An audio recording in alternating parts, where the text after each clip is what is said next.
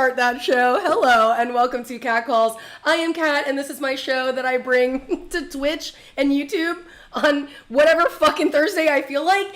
And this happens to be one of those Thursdays. And we're going to give a special shout out to Nadium and Daftalamandur and Spiritual Warrior Princess and Torden Strike and Mediocre at best. Although I think that you can do a little bit better than that. And all of my friends in the chat who are here, B723A, everyone who has joined us today. I'm so excited. I need everyone to give a big round of applause for today's guest. We're going to get started real soon. Everyone, 3 cheers for Son Holo. Yeah, you better be clapping along at home because this has just got to be one of my all-time favorite guests that I've had on the show, and I've had some incredible guests on the show. But I've been doing music journalism for about 13 or 14 years now, and because of that, there are a handful of artists I've had the pleasure of interviewing through all the many stages of their career, and I'm so pleased to say that Son Holo is one of those artists. I first spoke to him for Insomniac in January of 2017. I actually found that article, and I'll share the link in the chat momentarily so you can check that out. Our conversation followed his release of the EP Don't Touch the Classics, which was a series of unofficial remixes of songs everyone knows and loves, like Into Club by 50 Cent and Song 2 by Blur. It was a ballsy move that got him a lot of attention on SoundCloud, but that was soon eclipsed by his breakout original hit, Light, which remains one of his most beloved tracks among fans, and also kind of marks the beginning of the sound Son Holo has come to represent. From album 1 to Baby You Okay, and now his third album, Existential Dance Music, Son has been on a journey to infuse more soul and honesty and vulnerability into the electronic dance music scene, bringing in his love for indie rock lyricism and his talent on the guitar to accentuate and enliven his high-energy productions and his live shows. He's truly one of a kind, and he's only ever becoming a stronger and more honed-in, unique voice, and I am so pleased to have him on the show. I know everyone in the chat agrees with me, and hello, Sunflower Sounds! Let's go! I'm so excited that you're here. I'm going to show you a teaser trailer recap video of Son's recent Existential Dance Music tour so far. I say so far because he is halfway done with this tour. He has more dates coming, so he's joining us at kind of like a little break moment. I guess it's holiday season, so, you know, he's going to spend some time with his family soon and things like that. But he will be going back on tour in, I think, the beginning of January to continue the Existential Dance Music Tour, and he says that this tour has changed his life. That's the subtitle of this recap video that I'm about to share with you. I can't wait to hear how that is happening, what about his life is being changed by this tour. Holo day season, I like it, Torden Strike. And by watching this video, you'll get a small peek into his thoughtfulness and his heart-on-his-sleeve approach to his artistry. And when we come back, it's just about a minute long. Son will be on the line, so have your questions ready, because this is your show as much as it is my show. I'm so sorry, that made me laugh. Red Holo Cup. Exactly, Son Holo Cup. You know, when I first interviewed Son in 2017, as I was talking about, I was like, oh, do you like love Star Wars? And he was like, oh, I haven't seen it. I don't know if he's seen it since then. And yes, as you can tell, I am a little stuffy. I'm a little coffee. So I'm a little coffee. I'm a little espresso. No, I have a cough, and I apologize. I'm gonna drink some Dayquil, and I'm gonna try to be as normal as possible and as cool-headed as possible. But thank you so much for being here with me and with Son. And have your questions ready. This is as much your show as it is my show. I already said that. I'm spiraling, and I love you. And I'm gonna play this video when we come back. Son's gonna be on the line, so see you in just a moment. I've never seen Son Holo as a specific genre. It was never like that to me. It's a feeling. It's a journey. You know, this show is all about finding the light. You know, so we're going through all the emotions. We're going through sadness, happiness, depression. We're going through falling in love and letting go. The lows, all the highs, the hellos, the goodbyes. I always feel like 50% of the show is the crowd. I'm so grateful for a crowd of loving, beautiful, vibrant people. It's a beautiful shared experience. And that's what existential dance music is about. It's not about losing yourself. It's about finding yourself, you know. See, I didn't lie. We have San Holo here. Yay! I'm here. Can you hear me? I can hear you. Can you hear me? Yes. It's all working. Everyone out in the chat seems that they can. San, hello. Wow, the puns. They never stop coming. Do you have favorite San puns that you've received over the years? Son. You know the little chocolate Rolo? Yes. Yeah, people call me Son Rolo. Really? And, but wow, there's so many, but none of them come to mind right now. That's reasonable. That's reasonable. It is not your job to keep track of all those things. I want to quickly say belated congratulations on your recent 33rd birthday. Yep, I'm 33 years old now, and I'm supposed to be mature now. Yeah. This is around the time where the handbook finally reaches your address and you suddenly go, yes, that's right. It all makes sense now. I still don't know what I'm doing. You know what? That I think is the key. It's realizing that you'll never know what you're doing and just making peace with that. That really signals adulthood, at least in my experience. Yeah, I that's so interesting that you say that, because lately that's been a big thing in my life where I feel like I just need to accept not knowing, accept the not knowingness of it all. And, when you think about it, that gives a lot of peace. I just need to get better at it, It's not an easy thing to let go.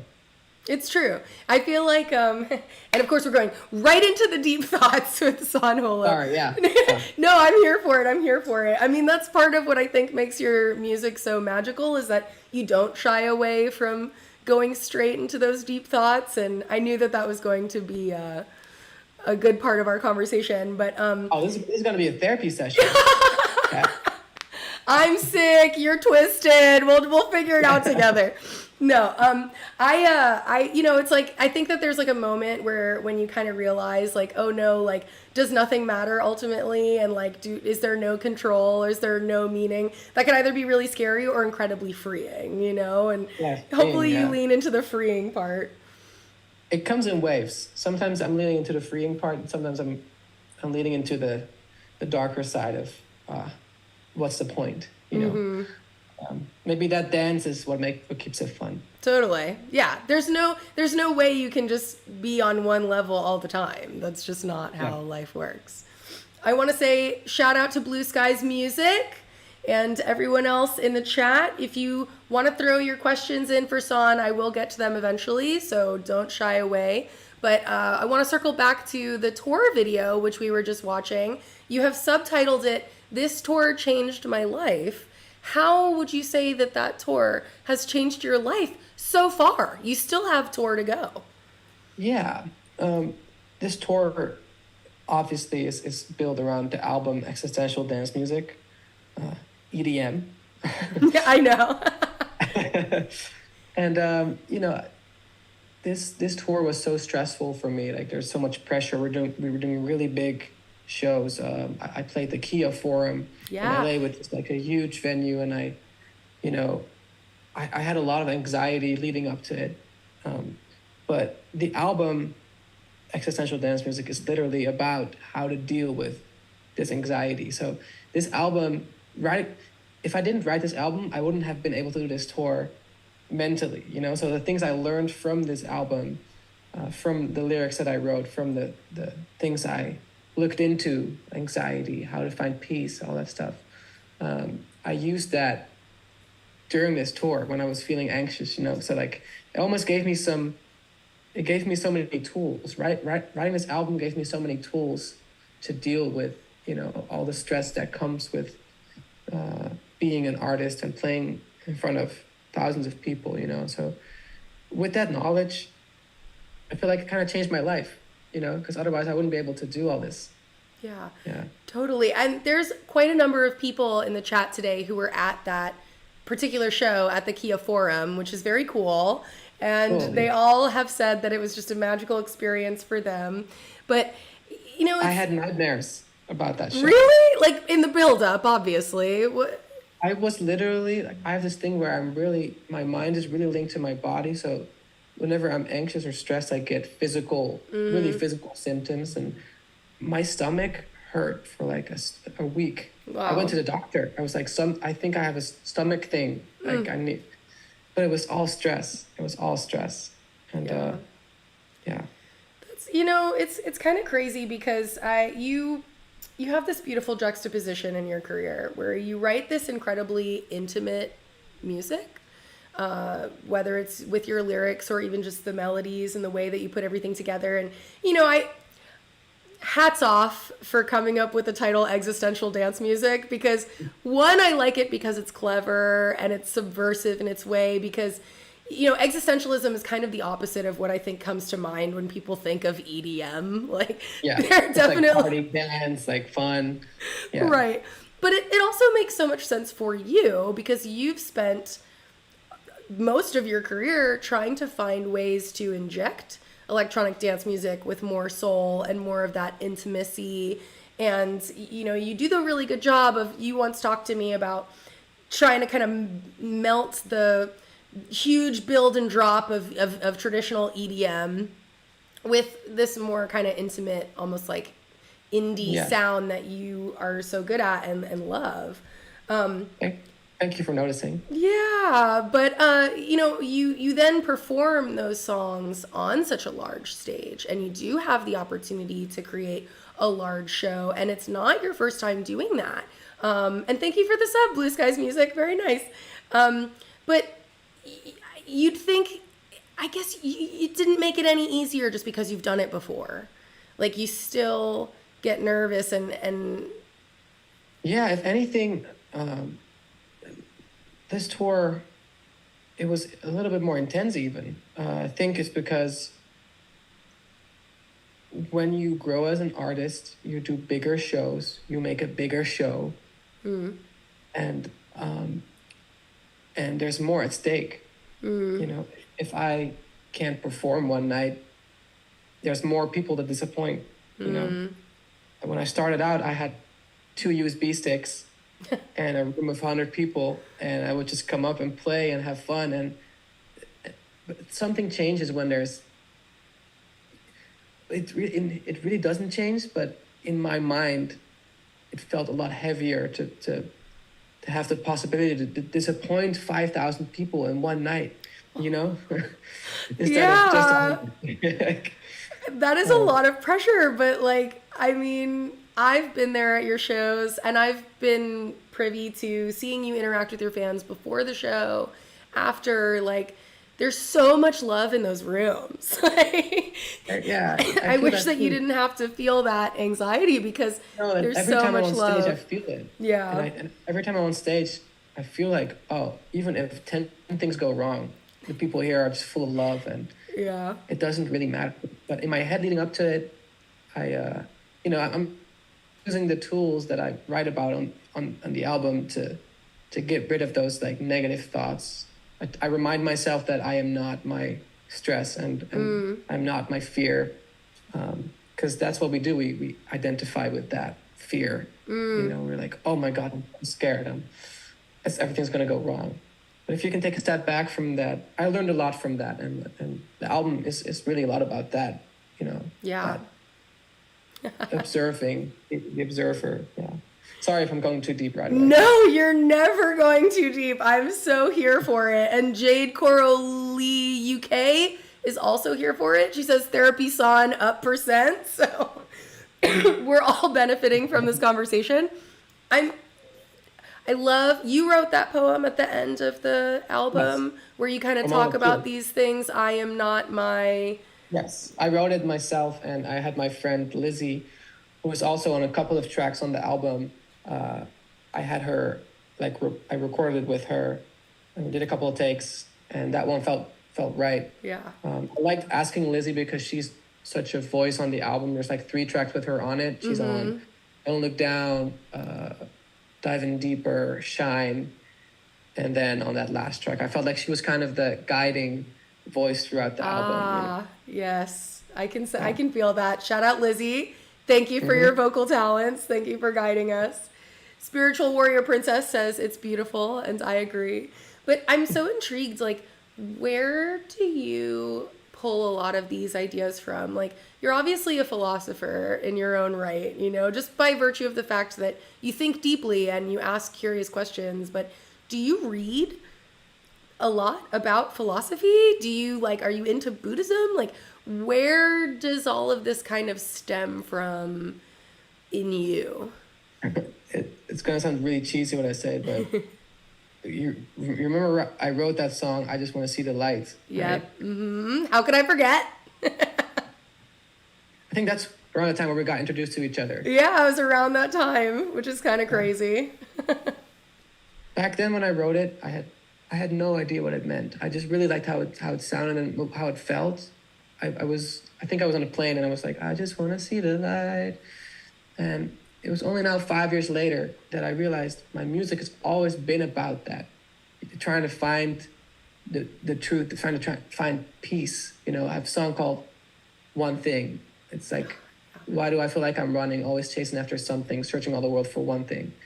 I've got We Rise, We Fall. I've got, all these songs are about life, about what does it all mean? It's about finding a place where you're at peace with all of that. I think that's what was light, what light was about, and also this album. So existential dance music is me realizing that light was about the exact same thing as all the other songs and it's something I deal with every day. Sometimes I wake up and I think, what is it all for? Yeah.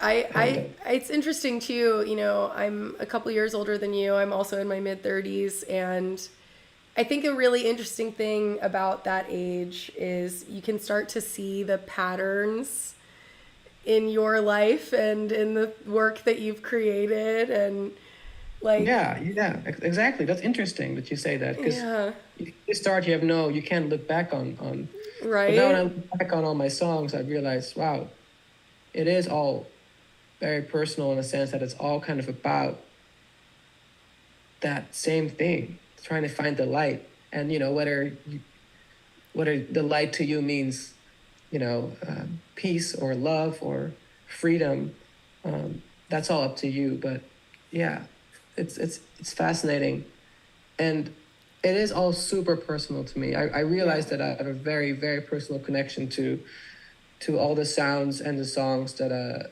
I put out. And I also noticed that that's not always the case for everyone. And there's no right or wrong. There's also artists that just love making a dope song. Right. They put it out. But for me, it has to feel like I'm expressing something that I can't put into words, because that's what I use music for. I think maybe that's it. Maybe that's why I make music, because I feel this unexpressible thing that I just want to put into something. It's a really hard to describe this urge or feeling, but it's still there after 10 years. I still feel it. Yeah, totally. Wes Mills, by the way, just says they love you. So I want to make sure you get that Wes message. Mills. I love Wes Mills too. His Hey! music is incredible. Go check out Wes Mills' music, everybody. We will. And not only his music is incredible, also him as a person. He's very great person. What a lovely shout out. I'm so glad that I shared the message. We can all benefit now from being introduced to Wes Mills, or reintroduced. Some folks might already know. This is my introduction. When did you first feel that urge to express yourself musically? I know that you have been performing much longer than you've even been producing, or just playing, I should say. Weren't you a guitar teacher at one point? Yeah, I was a guitarist, yeah. Amazing. It's funnily enough, I talked about this the other day with someone, and there was never a choice for me to be like, oh, I am going to do music. For me, I think I saw someone play guitar once when I was visiting when you go to high school to check out which high school you want to go to. I don't know if that's a thing in USA, but in Europe, you go check out a couple of high schools and you decide, I'm going there. And I went to this school called Erasmus College, and there was a lot of art stuff going on there. And there was this guy playing guitar on stage, and I was like, I want to do that. I want to do that. And it wasn't a hobby. Yeah. It was something I had to do. It was not a hobby. It was, because sometimes people say, oh, it's so lovely that you're able to turn your hobby into your job, but a hobby is something you do for fun. And, I just laugh at the implication that this is not always fun. it is. Writing a song is not always fun, Oh, sorry. No, please, you continue. I apologize that I had to cough. Yeah. Sometimes it's really confronting. Sometimes, yeah. I love music and making music. That's, of course, you have to.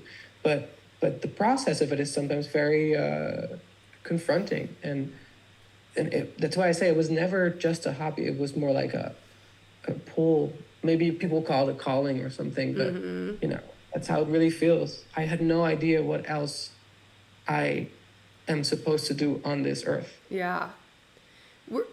When you first started writing songs, did you always feel so bold to be so honest with lyrics, or when you start, you have no idea. It's like you said, when you get older, you have this.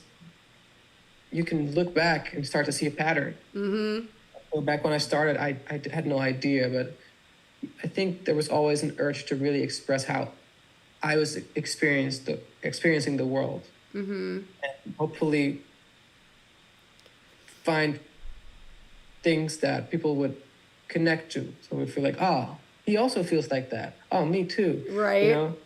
Connectedness. And yeah, that's what I've always been. I love making a song and then thinking, oh, someone out there might connect to this. I have no idea. Someone in China, someone in New York, someone in like my hometown, like someone's gonna listen to this and feel something. And that's just a beautiful connection. Yeah. It's magical. That's true, especially when you might be facing feelings that are more difficult when you're experiencing them, because then it's kind of like, oh, I'm not alone in this. And it's beautiful for you that you get to have that validation with your fans of like, hey, I also feel those feelings. And for them, it's like hey, thank you for speaking out loud the parts that can be difficult. And yet for you, it's also like, but I'm not alone. I feel seen by them too. Yeah.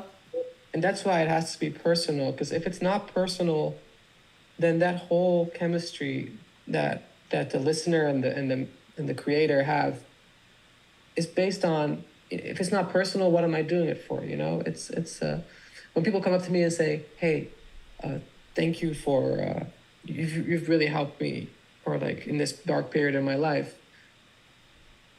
it's very mutual. Like them connecting to the song was just as important to me, because I'm there because of them. Yeah. I'm touring the world because of them connecting to it, and it's so special.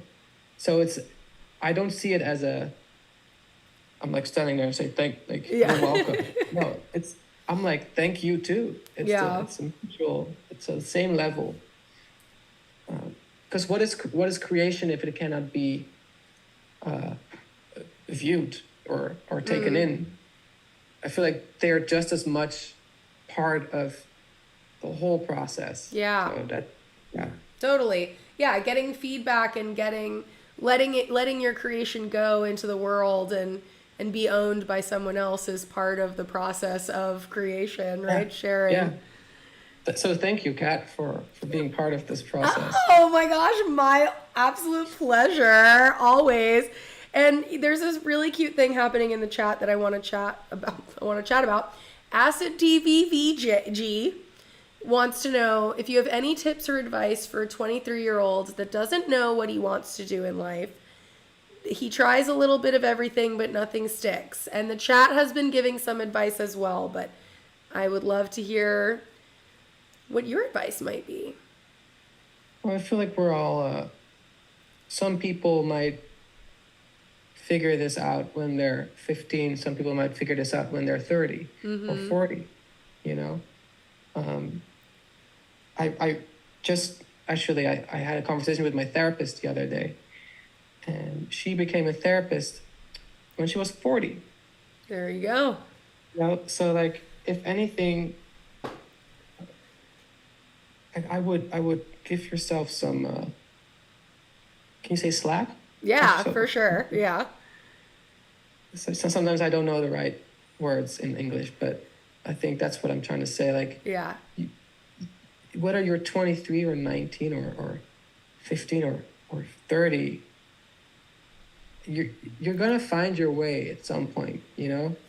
And it's really easy to compare yourself to other people's accomplishments or what, you know, what they're doing, but everyone has their own path. And I know everyone says that, but if you really start to see that and believe that, then, you know, it's okay if you're not really sure what you want to do yet. Just focus on it's going to sound really weird, but focus on putting love into the world, you know, and then love's going to find you, you know. That is so real, even though I totally know why you're like, oh, it might sound weird, but no, that's so true. And also just my little 2 cents as well, like what people are passionate about over time changes too. And it's totally cool if you're a person who wants to try many things in their life and just have that experience of kind of always experimenting. There's nothing wrong with experimenting, and there's nothing wrong with being a person who doesn't have a tunnel vision on one aspect of life. Like, life is grand and there's so much to experience. Let me say, after almost 20 years of doing music, sometimes I think now, am I really sure that this is what I still should be doing? You know, like sometimes, like maybe I should focus more on different aspects of this music thing, or maybe I should be more of a writer behind the scenes. Should I, you know? So even when you find what you want to do in life, that can also change later. So it's not it's not like you're gonna find it and then it's like, you know, the idea of one day being mature. Yeah, right? The exact same thing. It's all a lie. It's, yeah. I want to say, you made this comment about, oh, sometimes I don't know the right word in English. I just want to give you props for how beautifully fluent and capable you are at expressing yourself in English. Like, is that your second language? How many languages do you speak? Like, what is going on? I speak Dutch and English, that's all. And I know some words in Chinese, but that's because I toured there a couple of weeks ago and I had to say thank you. You learned a couple? Yeah. But a lot of people in Holland speak English. Yeah. I guess that makes sense. But because we watch movies that are all from America. Yeah. You know, and all from Hollywood. And now I'm here in LA and I feel like I'm in a movie sometimes, seeing the palm trees. Oh my gosh, right? I'm like in that movie or in that movie. Or, but I can put on my Dutch accent if you want to hear my Dutch accent. It sounds like this, and it's very. It sounds very different from my usual English accent. But, yes, there he is, the real Sander. This is the real Sander from Holland, and yeah, I make music, and it's a lot of fun. Oh my gosh. No, but I'm just forever impressed with people who, gosh, I mean, you can just express these beautiful, deep concepts in your lyrics, and it's like always this reminder that like, oh my gosh, he's not even. But I guess to your point, you've probably been speaking English for a very long time. Yeah, but language is a beautiful thing because there's words. Yeah, totally. There's words in certain languages that don't exist. Right. In Holland, we have a beautiful word. It's uitwaaien. And it basically means, it would translate to something like letting the wind blow away your sorrow. So a lot of people in Holland go to the beach for uitwaaien. They go to the beach and let the wind kind of take their sorrow. And that's beautiful, right? That is beautiful. There should be a word for it in English. There should be. Yeah. I love that. Uitwaaien. Yeah. It's a beautiful word. It is. I can't say that I speak many languages fluently, but I do love language and grammar to a weird extent. I mean, obviously I love language, like I'm a writer, right? But like it's shocking no one. But it's so special to see the intricacies of language and how they mix together, and I don't know, going on a nerd alert. Excuse me. It shapes you. It shapes your character too. It shapes you how you express yourself. True. It's so. That's one of the things I learned. This whole existentialism was like doubled by me moving from Holland to America. Right. Because I started to see these.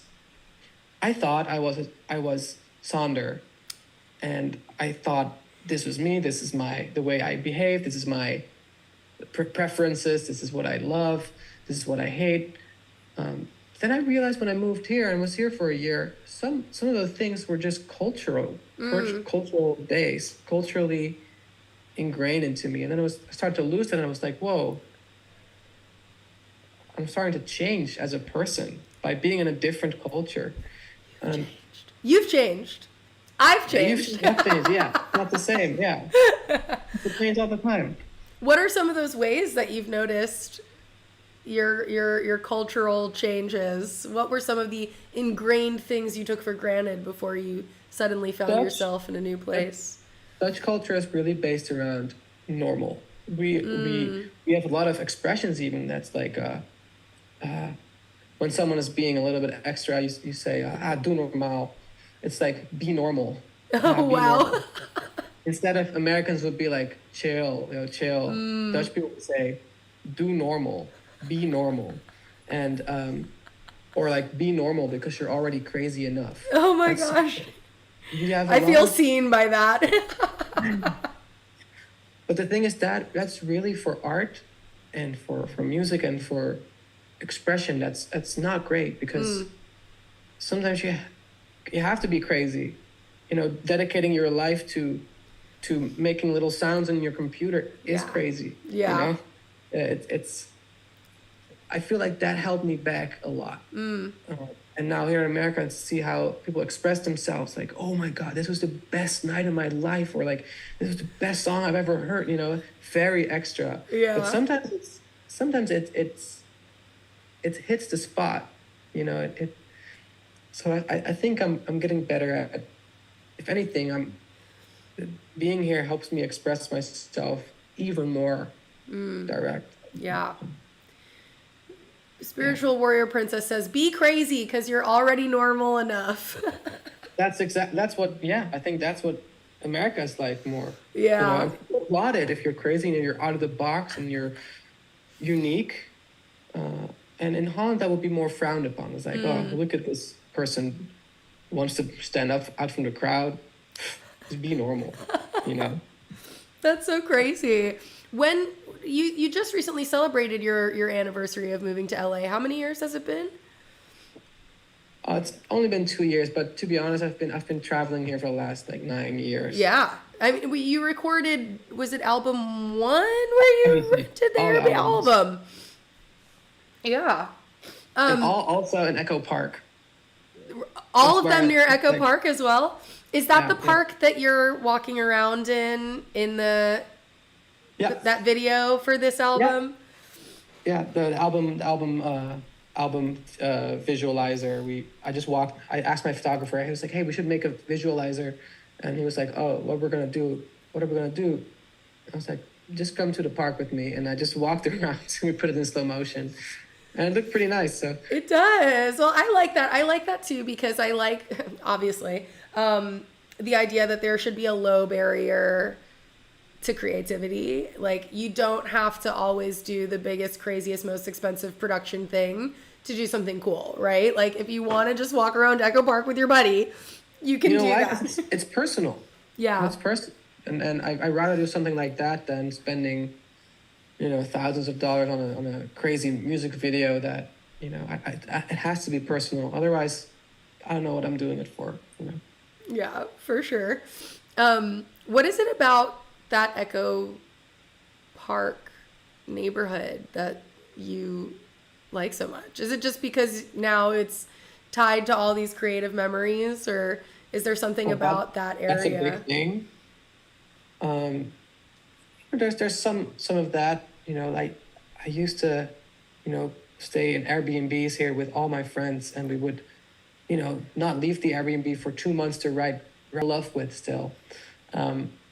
But also it's very walkable here. Like, there's coffee shops around. I can walk to, and coming from Europe, when if I leave my apartment in Europe, it's like literally 10 seconds and I'm at a coffee shop, and it's just very walkable, and I love that. I love walking. Me too. And thinking and seeing people walk and I just love it. Mm-hmm. Are there any other cities in the world that you've explored that you feel a kinship with? Austin, Texas. I love Austin, Hey, Texas. okay, what's up? What about Austin? It's hard to describe. It's every time I play a show there, I feel very the people. I enjoy the people a lot. Very passionate and very expressionate. Is that a word? Expression. Expressive. Expressive. Yeah. Expressionate. I had to think about that one for a second. Very expressive. Listen, any word that comes out of your mouth, like, we get it. It's all, language is subject. Honestly, it's always evolving. It's always Passionate. No, I don't know. It's sometimes that's all you need, the feeling, Yeah. the feeling of coming somewhere where you're like, it feels warm here. Not temperature-wise, but also that is great. Yeah. Both in LA and in Austin, it feels warm, as luck would have it. Yeah. Torden Strike wants to know, well, first it's a preface. Last year, Torden Strike and friends from your Bird Nest server did a benefit stream festival for Ukrainian children's mental health charity. Is there any cause you feel personally strongly about?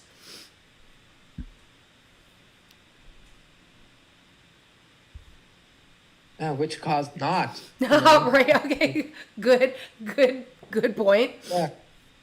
I feel if anything, it's not really a cause or a foundation, but what I think it also shows in my music. I think mental health is really, even though it's very, I'm not gonna say, it's almost cliche to say like, oh yeah, mental health is so important, but I feel like it's really one thing. It's like mental health and health. It's just one. It's health. Right.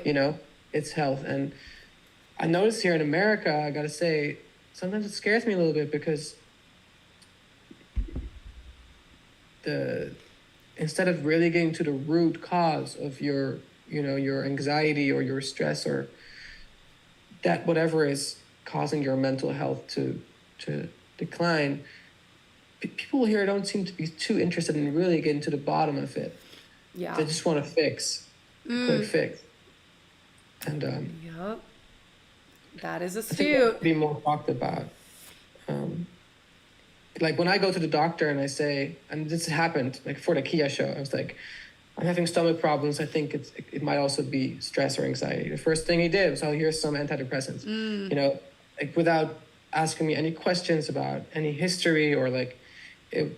And I was like, wow, it really shocked me. Yeah. And I'm not saying that's wrong, It's could actually be very useful for a lot of people, but just how it's tossed around so quickly. I would love people to learn about their anxiety and fears and troubles more. But a lot of people don't want to talk about it. Yeah. Yeah.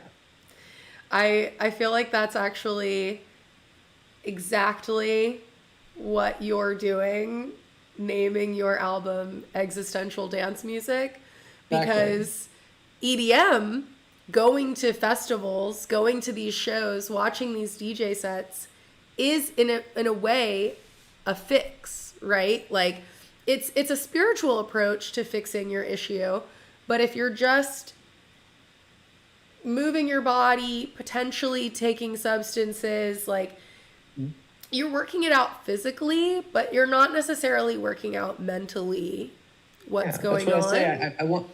I want my music to be like, I don't want you to just lose yourself to it. I want you to kind of find yourself, you know? Yes, that was exactly a line that you wrote in that beautiful essay about the album. Loved that.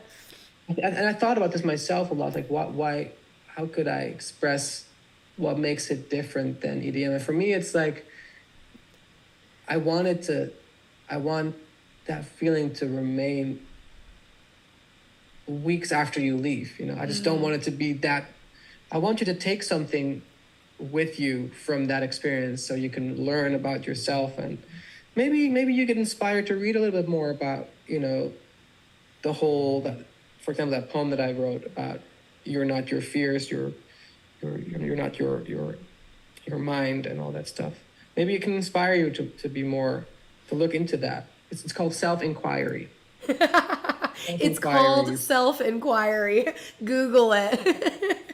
Yeah, I think a lot of people should learn about it. Yeah, for sure. I agree. Nadiom, who I know is interested in these topics, wants to hear how in the Netherlands, what is the perspective life on mental health there? You said here it's different from where you were born. So yeah. This is a really broad topic, so I'm going to answer it quickly. For example, like if you're depressed in Holland, you need to go to a therapist first, you know, and then they can prescribe you medicine. But it's important. You can't just get it straight away from your doctor. You need to go through a process of talking about your life and your emotions and your struggles before they can prescribe anything, which is, I think, a little bit more it's a better approach to, yeah. You can't fix something without finding the core first, where it's coming from. Yeah. Yeah. But, so yeah, it's very different. It's very different. But also, Holland is very different when it comes to, like, you know, when you're burned out from work? Yes. In Holland, that's a real thing. You can get paid leave of being burned out, you know? And I think in America, that's a lot harder. You can't go to your boss and say, hey, I'm burned out. Yeah. And then it's like, well, goodbye. You know? Yeah, I think that might be a thing in South Korea as well. I'm not sure, but I met someone from South Korea who was like on a leave for that reason. And I was just like, that's extremely interesting. Like, that's For America, cool. It's almost like, yeah. But like everything here in America is kind of built to keep you going. Yeah. You know? Yep. 110%. That's what you're supposed to give all the time. Like, let's go. Let's fucking go. Yeah, that's literally it. Yeah.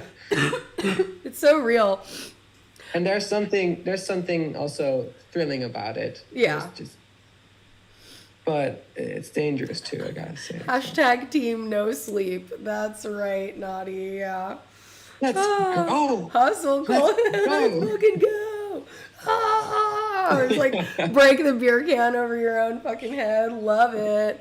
No, yeah, the truth is somewhere in the middle, right? Like the middle path, as I think Buddha says. When you get together with your collaborators, Sean T Nguyen, if I'm saying that correctly, says they need to move to Holland. And like, holler, like maybe we all take a little Holland break. I think it's a very you might think it's a great idea, but then you realize it's gloomy 7 months out of the year. Hence all the emphasis on mental health. Yeah. They're like, we get it. We have the SADs. Yeah. I can just imagine when you are getting together with your collaborators and it's songwriting time, do you have conversations like this for me, you're writing? Yeah. Half of the session is talking about this stuff. Like when I was for example, with Lizzie, who we just talked about, who's on the album, I think 50% of the time we were talking about our relationships, about our love life, about what we want out of life. That's like literally the half of the time we're talking about that, and then we write about it. It's really important for me to have a personal connection to the people I work with as well. That's why it's hard for me, because I know the industry works like sometimes you get sent a vocal. Okay, here's a great vocal from so-and-so artist. And I'm like, it's great, but I don't know this person. I don't know anything about their life.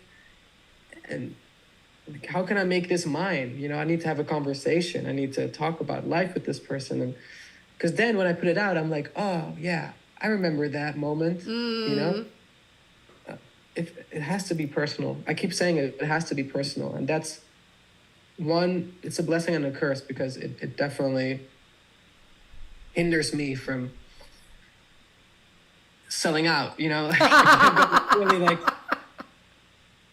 yeah. Dang it! I'd be rich if I wasn't so fucking authentic. Like, no, that's cool. Actually, C2020F3, love these like password names. Asked what it was like working with Weezer, Rivers Cuomo. And I know that was a situation where you weren't necessarily in the room together, because you've told me that previously. But in light of everything we just said, like, what was that experience like for you? That was a personal experience, because he personally reached out to me. That is so crazy. Or his team or his manager. He tweeted me. He said, "Yo, I really love Light." And I was like, actually, one of my friends sent me a picture of the tweet, and I was like, "Dude, do you realize Rivers Cuomo just tweeted at you?" And I was like, "Whoa!" So, sent him a DM, and he said, "Hey, if you have any songs laying around, send them to me." So first thing I did, I was like, I'm gonna make a song for this. So I went to the studio. Oh wow! Recorded the guitar kind of thing, sent it to him. 2 days later, he sent me lyrics. So it was a very personal interaction. When I talk about some of those other situations, it's really literally like this artist manager sends you a vocal from this artist that they recorded 3 years ago. Yeah. And you do something with it, It's also fun. So sometimes I can find some personality in that, or like personal connection in that, but generally I love the direct personal approach. Totally. Well, I would love to hear about your relationship with Bipolar Sunshine, because that seems like y'all keep coming back together and making these brilliant tracks. Like, I mean, I would venture to say that I like almost everything. I like everything that you do, honestly, but those tracks definitely have like so much oomph to them. Talk to me about the first time you met Bipolar Sunshine and what's going on with you two creatively when you're in the room. Yeah. Bipolar Sunshine is one of those people that has been in my life for like, I think 5 years now, ever since album 1. We did a session in Echo Park at my Airbnb for album 1, and that's when Brighter Days was born. and right from the bat, right off the bat, I think what you guys say, right off the bat. Yep. Right off the bat. Yep. Right off the bat, we just had a flow. Like he loves the same type of words and yeah, there's some imaginative to it. Bless you. There's One some sneeze had to come through. Bless you, cat. The way he sings and talks is imaginative. I like it when there's, you know, he's light only you could see. It's like some of his lyrics are so visual, you know, and I connected to that. And every album I did so far, I'm like, he has to be on it because he's been on this journey with me for so long, you know. Yeah. And actually, we have another track that I'm about to finish that's really, really cool for the next project, you know. And I think, you know how Quentin Tarantino sometimes uses the same actors in different movies? Yes. I love that. Yeah, It's totally. Or Tim Burton, similarly, right? It's Yeah. like little crews begin to emerge. Yes. I think that's just as much part of that's what it keeps it personal. And once again, it's about keeping it personal. You know? I totally admire that. I truly, truly do. I've been thinking a lot lately about Same. artists who, yeah, right? I can't stop thinking. It's get me out of here. I've been thinking recently about artists who just kind of dare to do whatever they want. And I think that you are an artist who has made that commitment. And I think that when you say it needs to be personal, it's the same idea. It's like, this has to be just my most honest and truest expression. And that makes your music or whatever you're creating so much more unique. It makes it stand out because, of course, it can't just be created by anybody. But not even that that's exactly the intention, but I am thankful for artists such as yourself that commit to that, you know? Like, I'm going to, God damn it, this is what I have to say, and I'm going to say it, and I'm not going to worry about whether it's going to be the song that reaches the fucking top of the charts or goes viral on TikTok, because there's so much pressure to be that in the music industry. And you're in LA now, so I'm sure you hear people talking about the algorithm and the this and the that all the time. What do you think? Do you think my... I don't think you can say that, but let me just say most record labels say don't care about albums. I just want you to do singles. Right. But I want to tell a story, you know. I want to tell a story, and yeah, it's challenging sometimes to keep wanting to keep it personal, because, like you said, sometimes I wonder. Sometimes it's also a little bit bittersweet because sometimes I wonder, why do I want to keep it so personal? Because apparently what people want is just, I don't know, what do they want? They just want different stuff. They just want whatever is popular right now, you know? That's how you get famous. But I guess it's never really been a priority for me to be a big star or anything. I want to be a big star at expressing myself, you know? I think you're absolutely doing that. And everyone in the chat who was at the Kia Forum agrees that you are a big star. Big star son. I love it. To me, all of you are big stars. Everyone in the crowd is a big star. No, it's very, very special what you're doing, and I'm very happy to have watched it almost every dang step of the way. Weren't you in Vietnam? I was in Vietnam, yeah. That night was crazy. Yeah, I think that was the first time we met in person. Yeah, and I was like, who's this? think my head was on. That was also the last time I shaved my head for the first time. Oh, you definitely made an impact on me. It was like, whoa, Oh, that really? is in Vietnam at my show? That's wild. What were you doing? What were you doing in Vietnam? I was just living my life. I was on this wonderful trip through Asia. I was in Asia for like 2 months. It was fucking sick. And I remember because I interviewed you when I was in Japan over the phone. And I think I said something about being in Asia, and we realized that we were going to be in Hanoi, I think, at the same time. Fucking crazy. Yeah, that's beautiful. That's what I was talking about like music. All over the world, people connect to it, and that's Yeah. so special. Yeah, it is special. And it's easy to connect to your music because you dare to be so personal. So don't stop. Keep doing it. Don't stop Also, someone was asking, what is your connection to Fender guitars? Why the Fender? Is there? I love Fender. Sorry, I just put on. Yeah, I know. I realize it's getting dark. Tell you, I bought this Fender guitar Oh, a couple of years ago. sweet. It's this Fender. It's gold. Actually. Ooh, that's beautiful. You can't play because Zoom filters out music. Oh. So I think right when I start playing, do you hear anything? I don't, actually. It's crazy. That It is filters crazy. right away. Anyway, this is what I love about Fender guitars is that, especially vintage Fender guitars, the paint they used was really thin. The guitars age with you.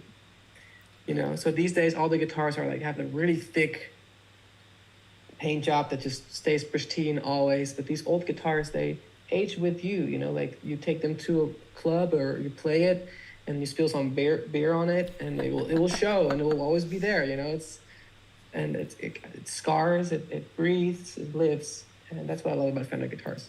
I love that you just shared that because I remember when I came and met you in Seattle, you told me that you've actually repainted some of your guitars with that older, thinner paint for that reason. And I just remember being like, that's remember that? Yeah, because I was like, that's the detail that explains who San Holo is. He's the motherfucker that repaints his guitars so With that thin the paint. age of the guitar, so that the reality of the guitar and its journey shows through.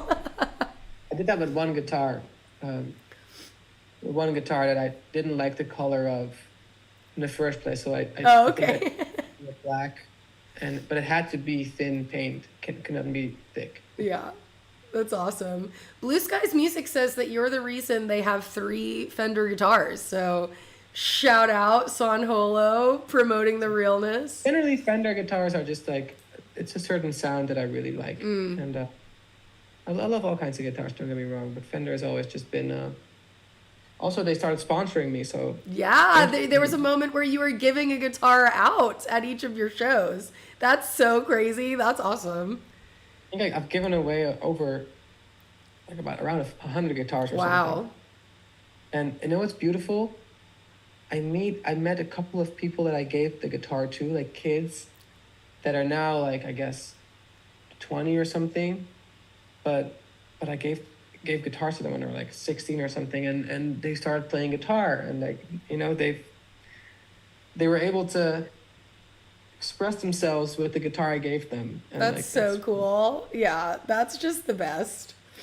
The best. B723A wants to know if you will be bringing the Existential Dance Music Tour to Turkey, Bulgaria, Georgia, Azerbaijan. These are the places that are getting called out, but will it become a world tour? I would love to go there. Trust me. I would love to go travel the whole world with this show. But this is like inside information that I'm sharing with you. Right. The economics of touring right now, Oh, yeah. it's so expensive. It's just, if I'd go to Turkey right now to play a show, I'd probably lose $30,000 Wow. on that on that show because I need to bring 6 to 7 people. Yeah. I need to bring the lights. I need to bring the that's the downside of going bigger and doing bigger shows, that people also start to expect more, and you gotta bring in the production, but then it's just really hard to tour that in cities that you're not, where you don't have a history. So I don't have a history in Turkey, so I can't expect them to be like, oh, here's all the money for your show, you gotta build that up. So it's but maybe I'll do a scaled down version of the show, maybe I'll do a smaller version of the show there one day. I would love to do that. Yeah, I would love, because I have not yet seen this tour, and I know that you are really outdoing yourself. Talk to me about the production and everything that you cooked up that's making this existential dance music tour so special on all these different layers. Yeah, so to the people that were at the Kia Forum show in LA, they know this. The show starts with a huge cloth that we are projecting visuals on. Oh, cool.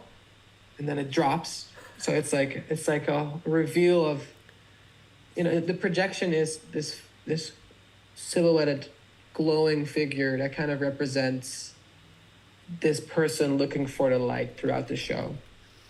And then, the show kind of guides this person through different scenarios, through love, through the lows and highs of life. And this figure comes back a couple of times. And at the end, it sees the light, and then we have a lot of cameras too, and then we shift the camera to the crowd, and everybody starts glowing. Oh, I love that. Like, kind of shows that everyone has that light inside of them. Yeah. And that's what you get to see all the time, right? Like, you get to see everyone in the audience with their camera phone lights and all this, and like, that's so magical. Even without the camera phone lights, like I can see when I play light, I can literally see people light up. It's just, their face is just, it's beautiful. Wow. It's just like radiating energy from the crowd. What is it like for you to experience all those emotions while you're on stage, though? Because when you explain it as moving through the highs and lows of life and all these moments, like, I mean, you are very obviously empathic, and you feel, you're very personal with your songs. So do you go on a bit of an emotional roller coaster up there? Some shows more than others. Yeah. Some shows, the empathy inside of me leans more towards, I hope people are enjoying this. Oh, yeah. I still can't get out of my head in regards to that, like, because it's also a little bit scary sometimes to do a show that's different, because there's going to be people that are used to just going to a BS rave, a rager, right in the rails. Exactly. So it's scary to sometimes, it's different cities are more known for, like, they're more like it's heavier crowd, but still I mean, I just want to do my thing, and if I just think, like, hey, if people don't like it, that's totally fine. Like, it doesn't say anything about the quality. It's just all preferences.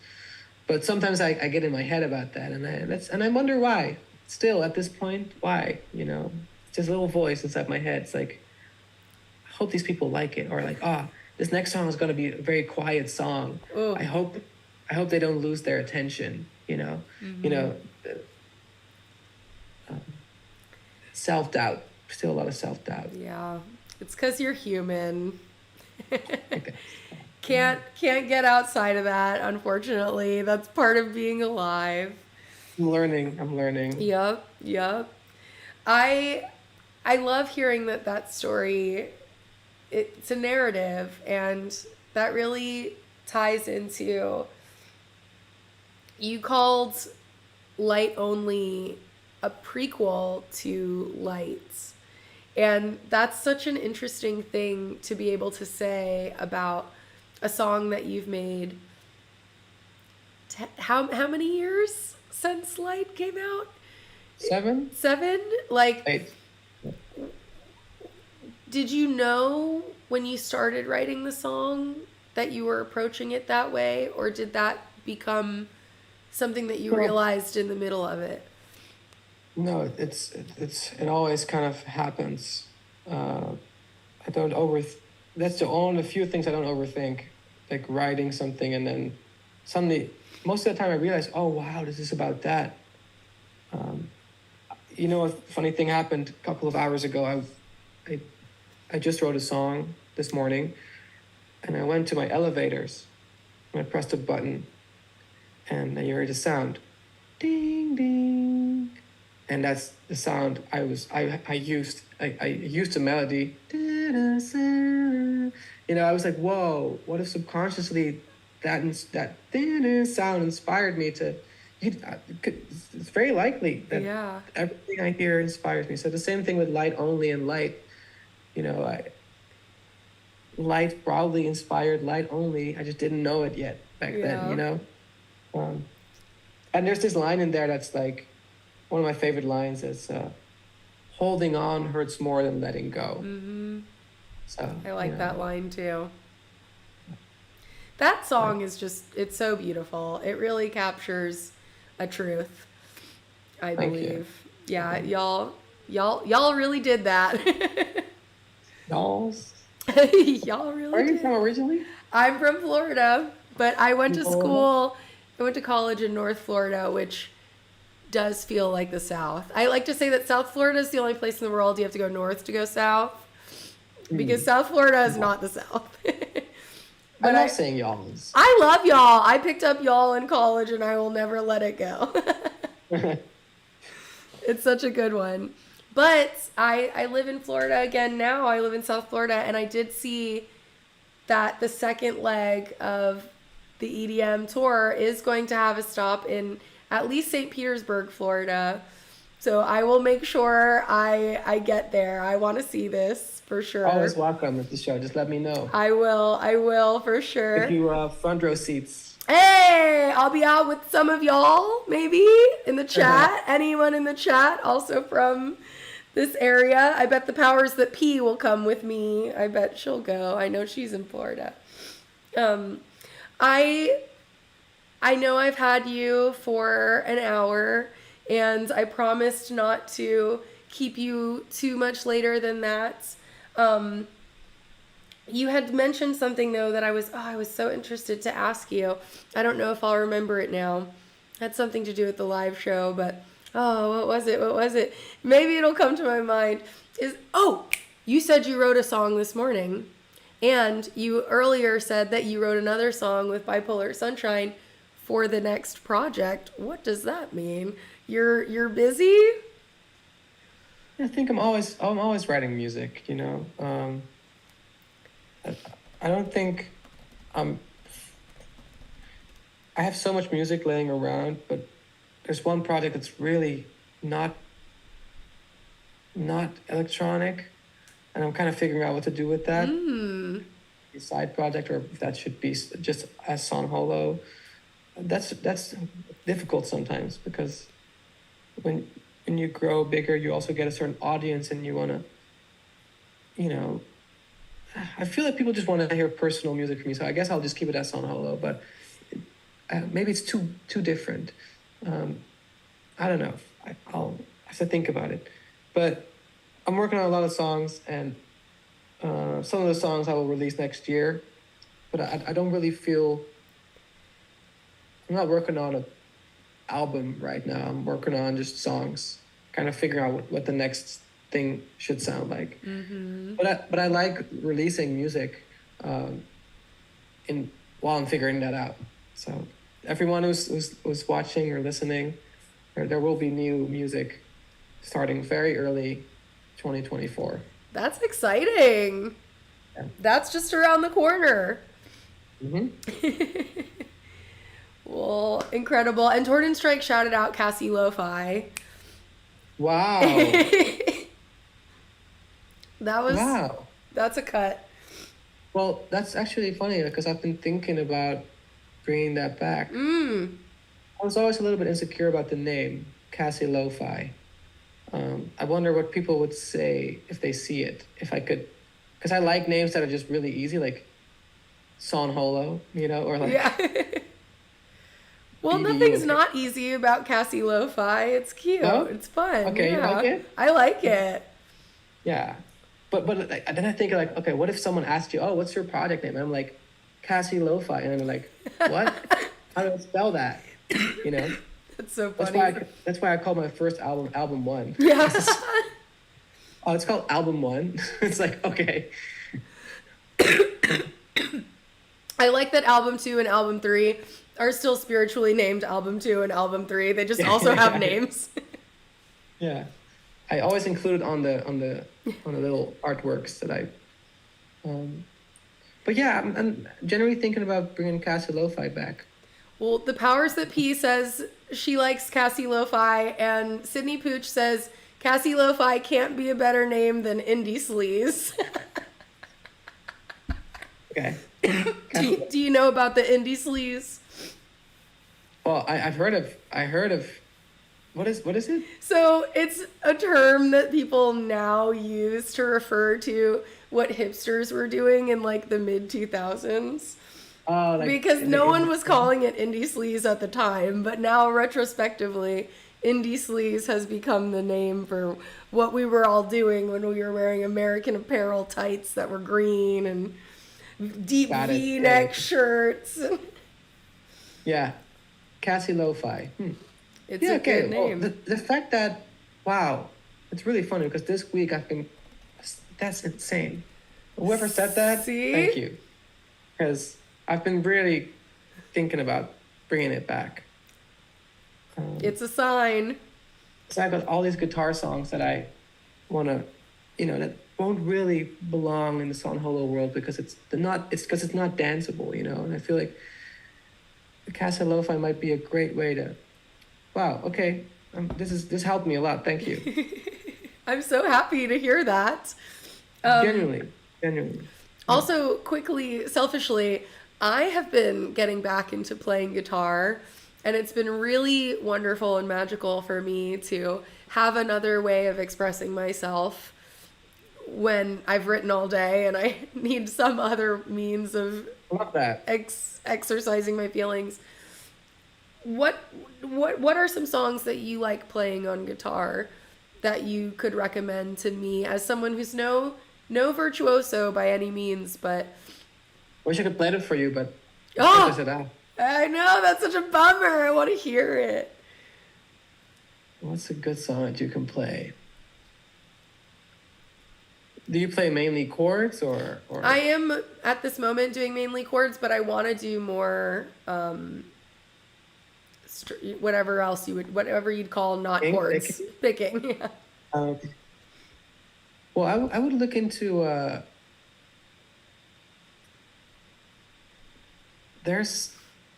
I would love to teach you some special chords. Oh man, I wish you could. I know I won't hear, but yeah, you got the basic chords, that we'll all learn. But there's really some special sounding chords that are just as easy to play, but no one really plays them. But it can really inspire you to suddenly, because sometimes it just sounds like a campfire song when you play guitar, Yeah. But I can give you special chords, special Son Holo chords. Yes. What? Feel like super existential and like, kind of Next time I see you, I'll teach you. Okay, fuck yeah. I'll bring my guitar to St. Petersburg and we can have a little bit I would fucking love that. I would love that so much. I'll teach you the existential chords. I can't wait. The secret knowledge. Incredible. All right. On that note, it can't get any better than that. Thank you so much for joining me today. It is always a pleasure to speak with you, and it is my honor to check in with you every album cycle in one way or another. Looking forward to the next time. I know, right? Well, it sounds like you have a new project waiting in the wings, so you never know. It could be sooner than you realize. On the way out, I'm going to play Light Only. Is there anything else you want to say about that song? Yes, Light Only, if you listen to it, there's kind of two parts to it. There's an A part, which is the verse, which is kind of uplifting and pretty happy, I would say, uplifting vibes. And it kind of fades out into, or echoes out into this existential part.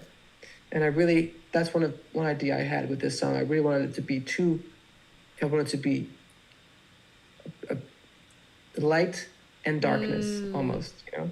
Mm-hmm. So when you listen to the song, you'll hear that moment where it fades into the darker part, the existential part. And maybe that knowledge is just fun when you're listening. It is fun. I will listen to it with a new perspective now than I ever did before. The whole key changes. It's a different key too. It modulates to a different key. I love that. That's something the regular EDM guys aren't doing. They're not doing key changes. No, they're not. Thank you so much. Enjoy your time with your family. I know you're going to Holland soon. Yes. Enjoy your holidays. Yes. I became an uncle. My brother had a baby, so I've never seen her, so I can't wait. Congratulations. That's going to be so fun. It'll be very emotional. Yeah, it'll be great. Enjoy. You'll be writing a song about it in no time. Sure. Very sure. Okay, I'll see you soon, and I will bring my guitar to St. Petersburg. I'm not lying. Can't wait. I'll see you. Thank you. Thank you, Kat. Bye. Bye-bye. That was great. Wow. Thank you all. Maybe I will record a video of San teaching me the secret existential chords so I can share them with all of you beautiful people in the chat. And thank you so much for sharing your time with me. I gotta say, checking back in, I started the stream at a solid 55%, and I feel like I'm definitely closer to like 87, 88%. I feel like I only sneezed once. I only coughed a couple of times. So thank you to Gatorade and Dayquil. And to all of you, yes, I will drop the link to the Discord below, and that's where I will share a bunch of links to things that we chatted about with San today, including some of my old interviews with him and that awesome essay he wrote about existential dance music. If you didn't already read it, I bet some of you have. Love you, Naughty. It was expansive, right? I'm so glad you tuned in. Torrent Strike. When Cassie Lo-Fi comes back out, you know you're going to have done it. Mediocre at best. You were fabulous. Never play yourself down. And Acid TV, TTVJ, great to see you as well. Sydney Pooch, I love you. The powers of P. Let's all go to St. Petersburg, Boweris, Blue Skies Music. I'll definitely share those existential chords with you because you've got all the Fenders. B723A, Shantine Win. Love to see all of you. See 2020 F3. Just trying to shout out everybody. Spiritual Warrior Princess who helped make today so great. Thank you so much. I will be back next Thursday. Should be with Juku, an artist who literally every track they've released I am obsessed with. I almost always include Juku's latest tracks in my newsletter playlist, which I will also share links to while we watch Light Only below. So follow the channel, come back next Thursday. That's going to be great. And I have at least a couple more really, really awesome guests after that before the end of the year. But you can check all the old Cat Calls videos on YouTube. Thank you so much for coming through. I literally love all of you. You literally healed my sickness. And I'm going to play Light Only, and I'll see you in the chat.